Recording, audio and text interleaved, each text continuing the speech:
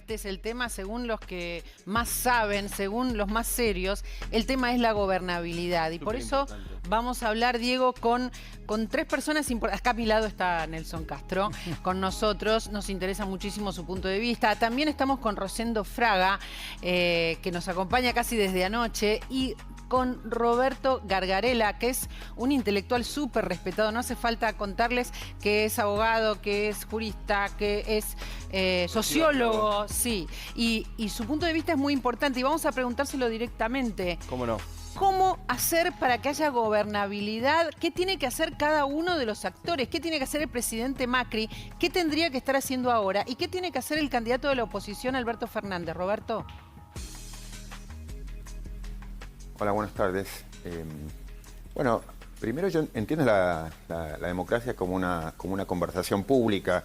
A mí, como a tantos, me importa la gobernabilidad, pero más me importa que se tomen decisiones respetuosas de todos y en particular después de un proceso eleccionario. Y me parece que el modo en que se están encarando desde todos lados, en particular desde el oficialismo, la situación postelectoral no es particularmente auspiciosa, porque no es abierta al diálogo franco necesario con quienes han tenido una victoria tan contundente. Digamos, yo creo que debería, en un acto de humildad, pero no solamente por una cuestión de conveniencia y gobernabilidad, sino por una cuestión de, por un lado, de respeto y por un lado de aprendizaje, porque evidentemente mucha gente ha tenido muchas ganas de decir que muchas cosas estaban mal y se necesita aprender sobre qué es lo que se estaba haciendo bien.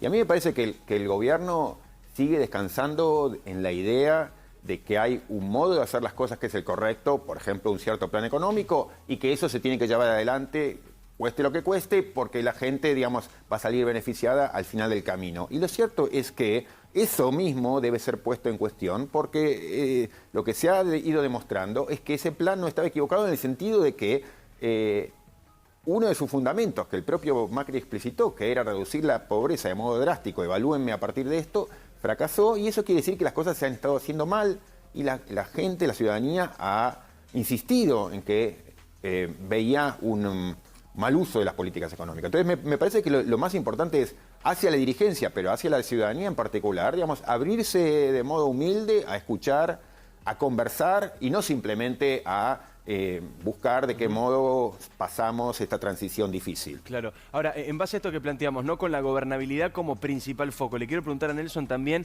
¿cómo hay que leer entonces la conferencia de prensa de Macri que compartíamos hace un ratito? La de un hombre afectado por el mal de ubris.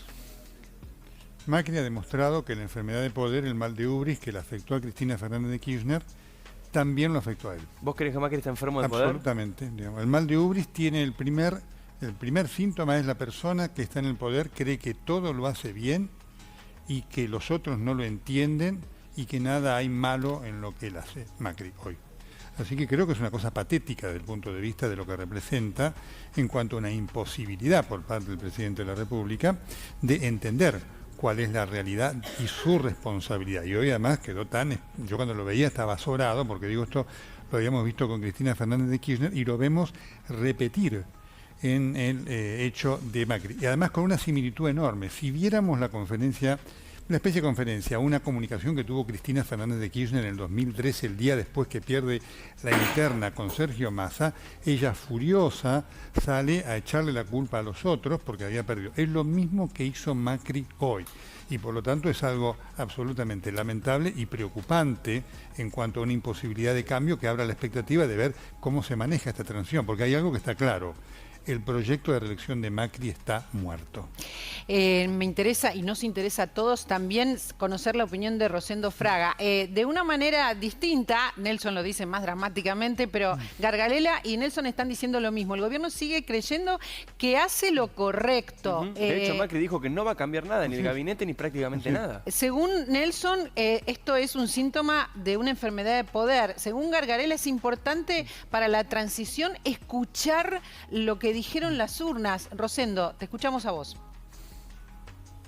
Bueno, yo coincido con ambas opiniones. Lo único que yo agregaría es que tenemos que diferenciar lo institucional de lo político.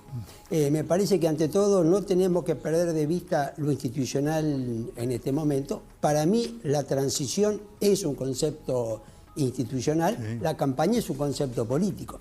Si yo le hago una crítica al presidente es que creo que hoy habló más como candidato para la elección de octubre, ¿no es cierto?, que como un hombre de Estado que lo que tiene que estar asegurando es la gobernabilidad y una transición con los menores costos posibles. Lo que ha pasado hoy con la economía, ¿no es cierto?, a lo cual se refirió Marcelo y Ignacio Olivera Dol, me parece que es un urgente llamado de atención. Cuidado que cuando hablamos de dólar, de inflación, estamos hablando de aumento de pobreza. Y me parece que esto tampoco tenemos que olvidarlo entre esta discusión, entre lo institucional, lo político y la campaña electoral.